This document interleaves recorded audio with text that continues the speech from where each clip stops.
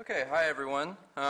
So again, I'm going to talk about biowalls and indoor houseplants, facts and fiction. So this was a title that was given to me. I'm also an air quality engineer like Lindsay, and so the first thing I did was translate it into something I felt comfortable talking about, which is how well do potted plants or biowalls clean the indoor air of organic gases. So if you're not that familiar with potted plants and their use indoors or their purported use, people like to bring them inside to remove volatile organics, VOCs, and so I'm going to talk about that. So this is my basic outline I'm going to talk about today. I'm not going to read through that because we can all read, so I'm going to get right to it. So first, starting with a little brief background on why we care about indoor air and organic gases. So Americans spend about 90% of our time indoors. In buildings, we perform many activities. We fill them with many furnishings, consumer products, and appliances. Almost all of these emit some sort of organic gases to some degree, ranging from very many, if in terms of cleaning, to some sort of lower amount if it's some hard flooring or something like that. Because of this, organic gases are usually at higher concentrations indoors than outdoors. And the way that we normally think of cleaning organic gases indoors, for the most part, is with air exchange. So buildings always exchange air with the outdoors to some degree. It can be intentional in terms of ventilation. It can be unintentional in terms of infiltration or leakage in homes. And so we use this to keep our indoor environments clean to a large extent, right? This is a very good solution. However, it uses energy. It costs money to warm up cold air in the winter or condition warm air and moist air in the summer. And so people have looked for alternative ways to clean the air that doesn't cost as much. And so plants have been something that people have talked a lot about. And we care about this, of course, because health and productivity effects are related to our time in buildings and some of these exposures. So there are many ways to classify organic gases indoors. There are many health effects related to exposure to these organic gases, ranging from acute effects such as such as odors or irritation, sick building syndrome, and chronic effects, certain VOCs or carcinogens or mutagens. VOCs are often very meaningfully reactive, such as with the ozone molecule or the hydroxyl radical, and can form many other oxygenated pollutants after they undergo reactions, and oftentimes form liquid airborne particles or semi-solid particles. So the EPA classifies organic gases based on their vapor pressure. This is a great way to do it. They can be very volatile, volatile, or semi-volatile. Very volatile and volatile organic gases are predominantly present in the air, although VOCs can also soar up to surface at some meaningful amount.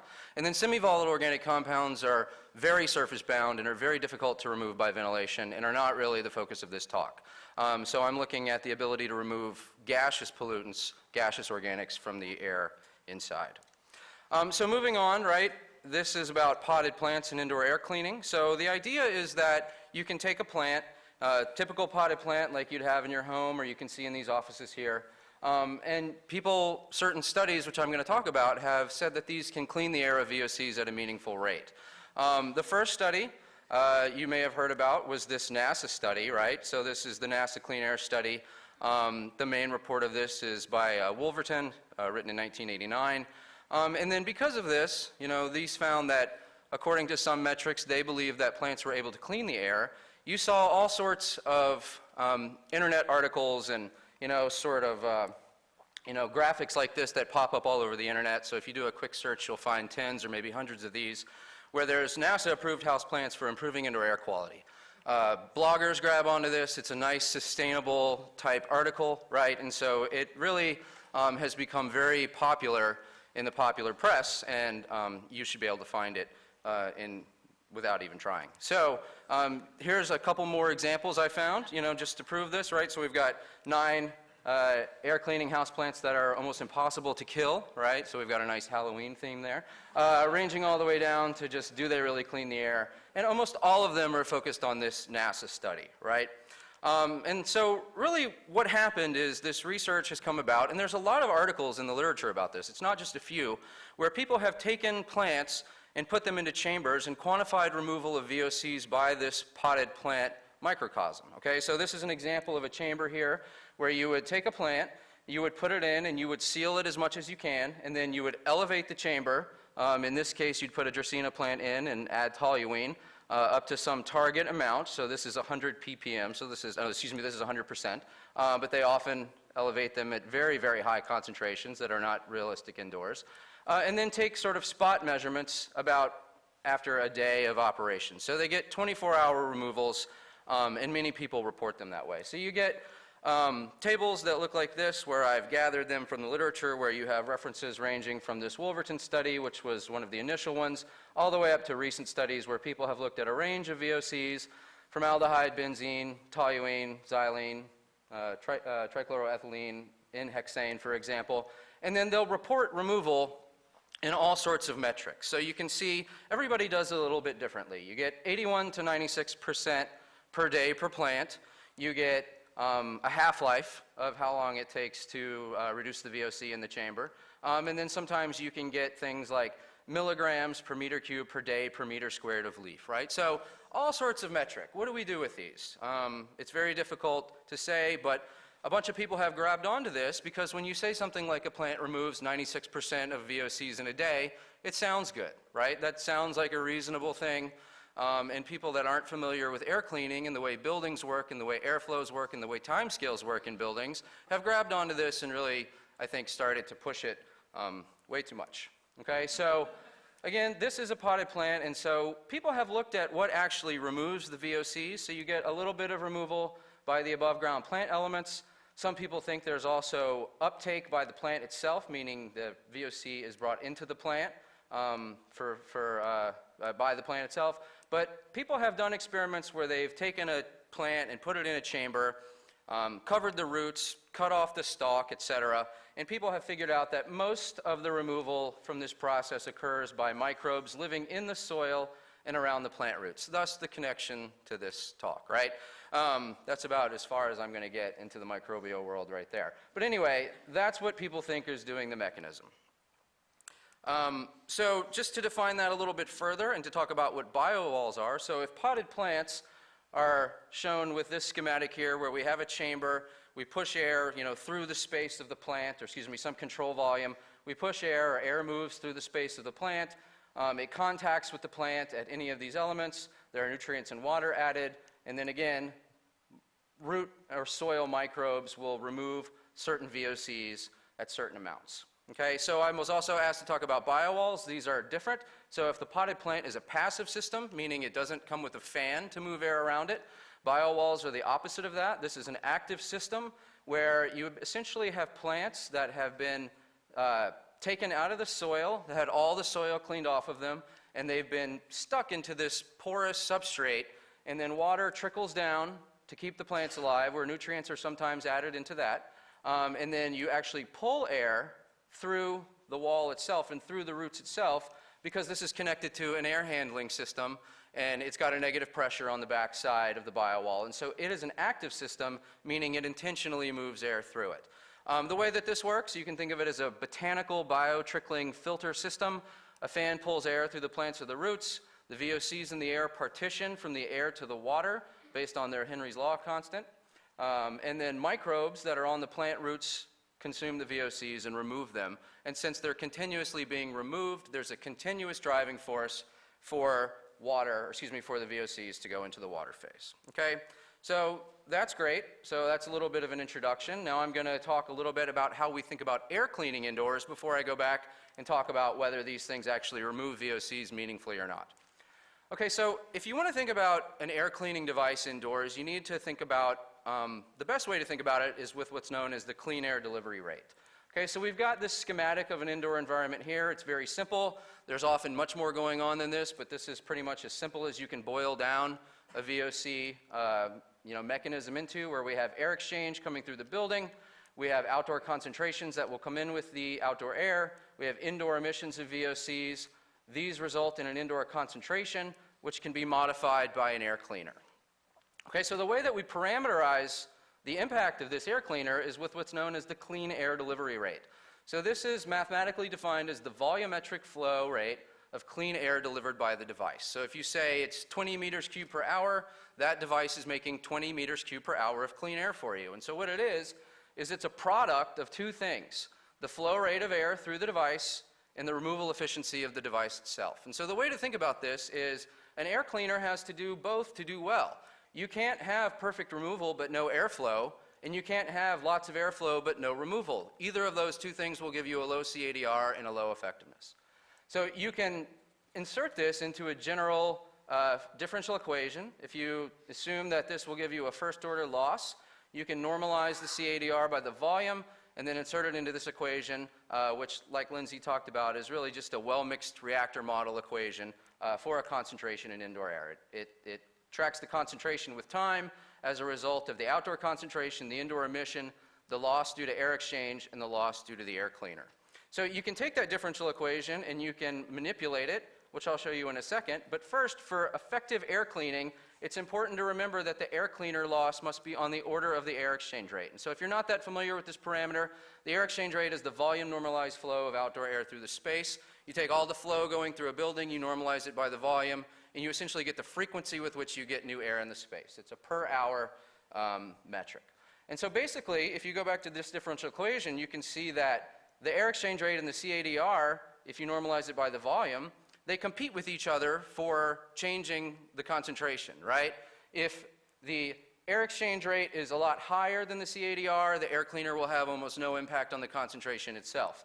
If the CADR is much higher than the air cleaner, it'll have a high impact. If they're equal, they'll have an equal impact of each other. And so the way to think about this is, it doesn't really matter if you operate the world's best air cleaner in a wind tunnel. You're always getting new air, and it doesn't have time to do anything to the air itself. And so this is the same concept.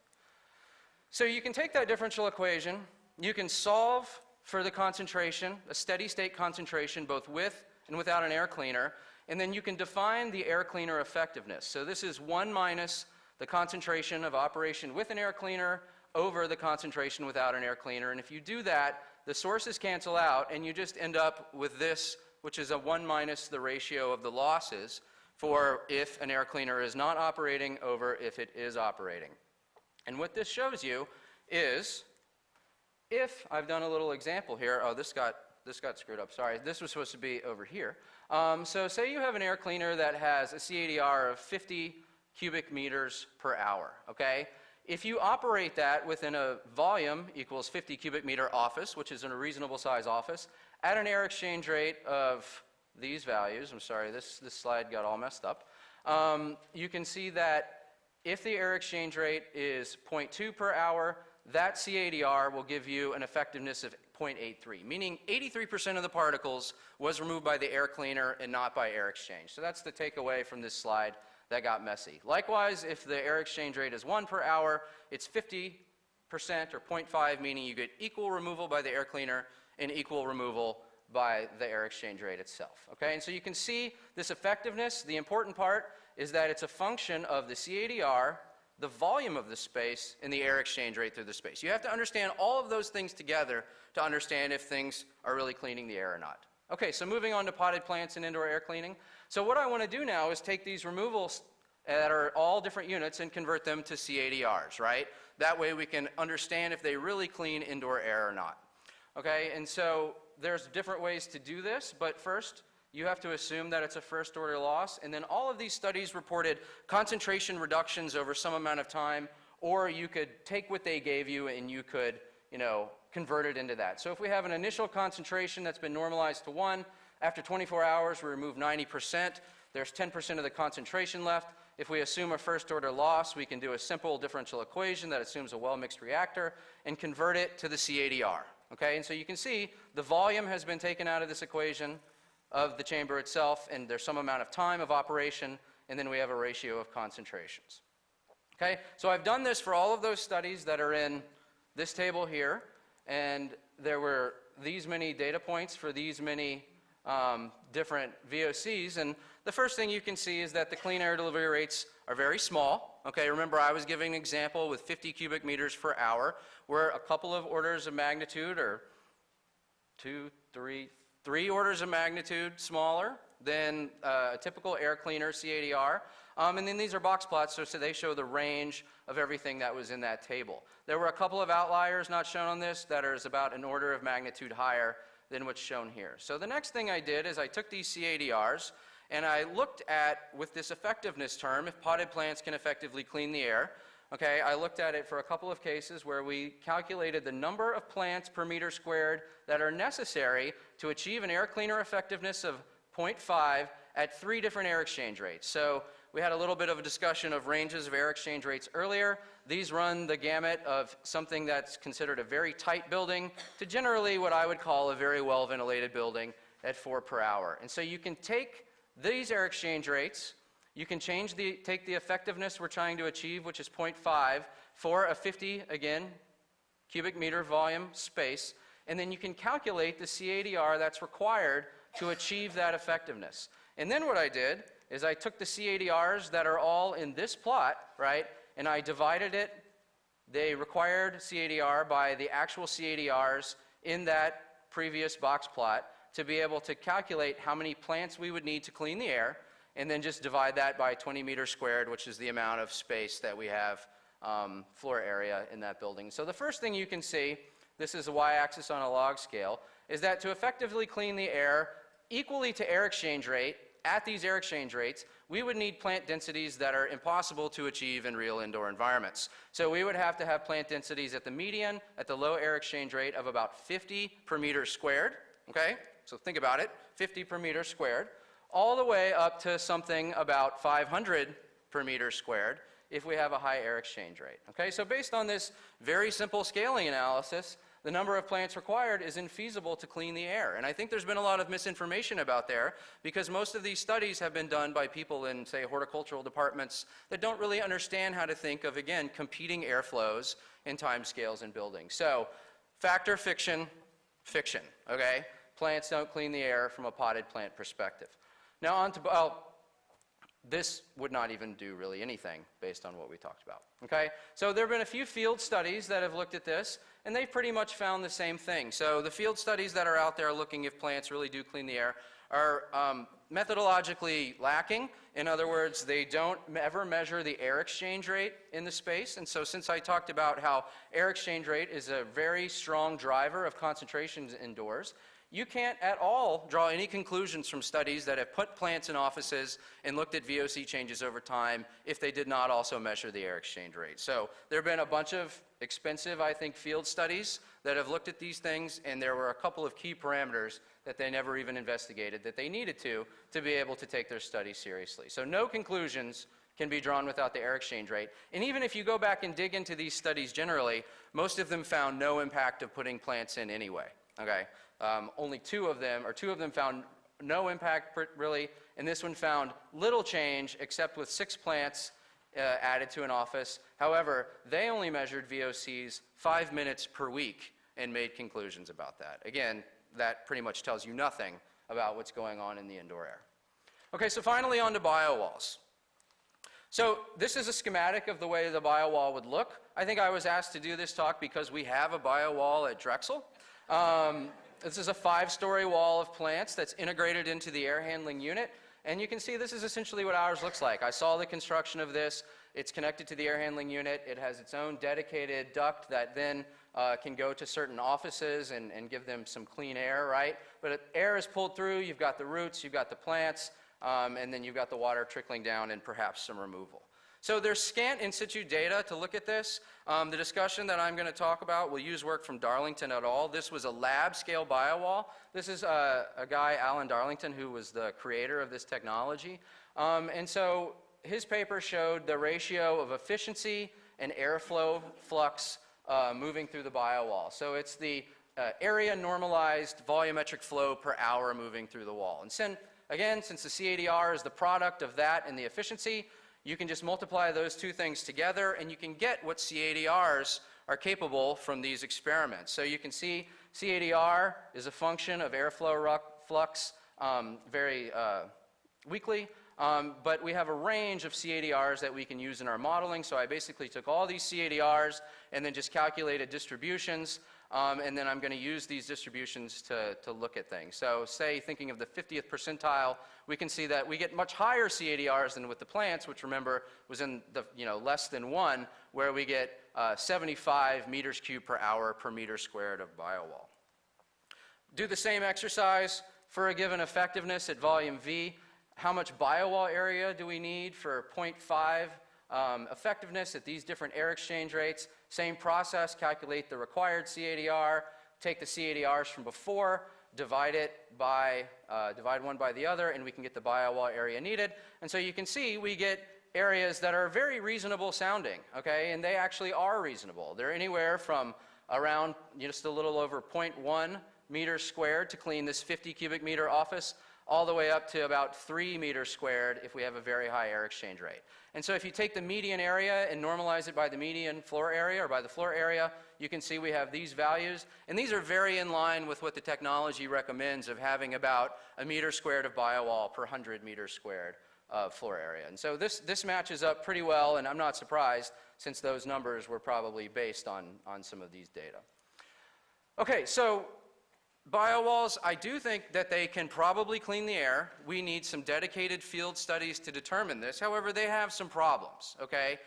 They could potentially have problems in buildings that make them, that really outweigh the fact that they can remove VOCs without using ventilation, okay? One of them being some plants, or excuse me, all plants emit VOCs, right? Biogenic VOCs are a huge element of the outdoor VOC budget. The same thing would go on indoors. They emit unsaturated compounds, which are reactive with ozone. And so certain studies, or excuse me, one study has shown that those VOCs can actually react with ozone and make aerosols indoors. So this is something I think about a lot. SOA, you get ozone reacting with an unsaturated volatile organic. If it's a ringed compound, which many of them are, it splits the ring and just adds oxygens, which increases the molecular weight, lowers the volatility of the compound, and then it wants to condense, and you end up getting condensed phase particles. Okay? The other thing is that biowalls use water, right? And bringing water inside is dangerous.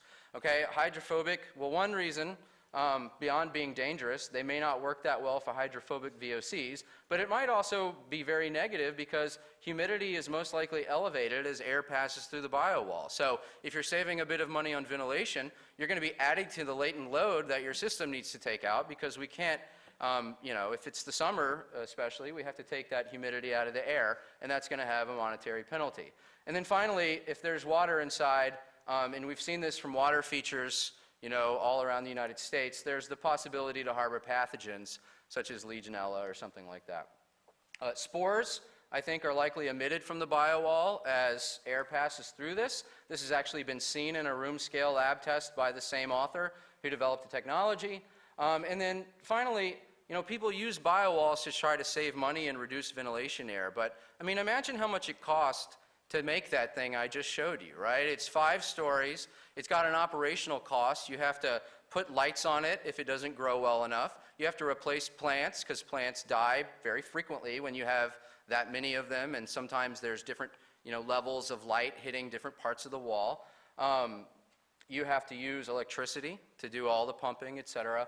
And so I think there's only a few cases where it's going to be less expensive than just ventilating to use a biowall. And I think there's probably no cases if you actually consider the first cost. So my group is looking at this, and our preliminary modeling analysis implies this, that you can actually break even, not counting the first cost, in cold months, in cold climates, right? And that, I think, makes sense if you think about it. And maybe in a few hot climates. Okay, so in conclusion, I've talked to you about potted plants or in biowalls. So my take is very strongly that potted plants cannot effectively clean the air at the densities that we're going to have them indoors, and I don't even think you could get the densities indoors that you would need to clean the air. So if people insist on conducting more research in this area, we don't need any more chamber studies. We have all that data. What we need is for you to prove in field work that there's a real impact. Okay, so we don't need any more chamber work. We need rigorous field work. Okay, biowall conclusions. I think these are likely capable of cleaning the air effectively. Future research, however, should also focus on the fieldwork impact. Not only should you measure efficiency on one end or the other, but you should also measure how it affects overall concentrations indoors and measure air exchange rates, et cetera, and things that you need to really draw conclusions. We need more discussion of the potential negative impacts of these walls indoors. And then finally, we're doing this, but any cost-benefit analysis of this technology, I think, would be welcome. Okay, so these are my references. Thank you, and I look forward to any questions at the end of the session.